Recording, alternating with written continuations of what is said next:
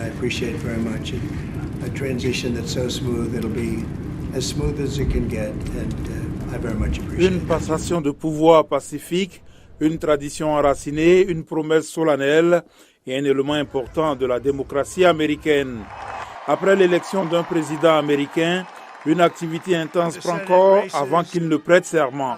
76 jours entre l'élection et l'investiture peuvent sembler être un délai suffisant, mais la transition d'une administration à l'autre est tout sauf simple, explique Michael Shurkin, qui a siégé au Conseil de sécurité nationale et est aujourd'hui directeur de programmes internationaux chez 14 North Strategies, une société de conseil aux entreprises.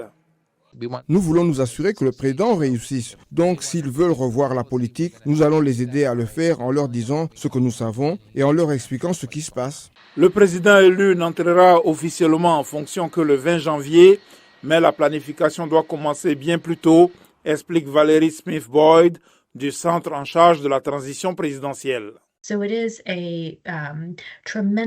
C'est une tâche extrêmement vaste et la première chose que notre organisation a faite a été d'essayer d'encourager les candidats à la présidence à commencer ce processus de planification au début de l'année électorale.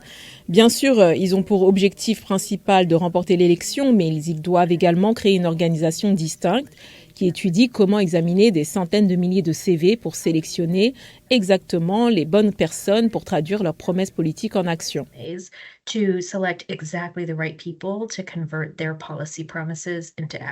Pourvoir des postes au sein de la fonction publique n'est pas une mince affaire. De nombreux postes nécessitent une confirmation du Sénat, tandis que d'autres doivent faire l'objet d'une vérification de sécurité, ce qui crée une période délicate, explique Mme Boyd.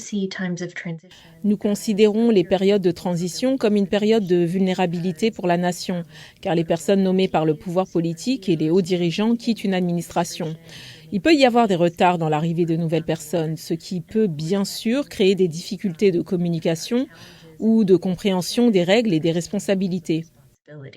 Les États-Unis ont une longue tradition de transition pacifique du pouvoir qui remonte à la première en 1997 lorsque George Washington a transmis la présidence à John Adams.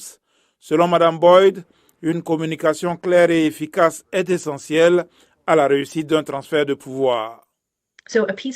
Dans le meilleur des cas, un transfert de pouvoir pacifique ressemble à une équipe entrante et sortante, partageant des informations et travaillant en collaboration étroite pour protéger le pays et le monde de risques très graves. Michael Shurkin souligne qu'en fin de compte, le bon fonctionnement d'une démocratie est plus important que la victoire à une élection. Pour qu'une démocratie fonctionne, tout le monde doit, à un certain niveau, comprendre que tant que le système fonctionne, il est en quelque sorte plus important que la santé du système est plus importante que le fait que votre candidat ait gagné ou perdu les élections. Et je pense que c'est l'une des raisons historiques pour lesquelles la démocratie américaine a été si stable et si relativement prospère.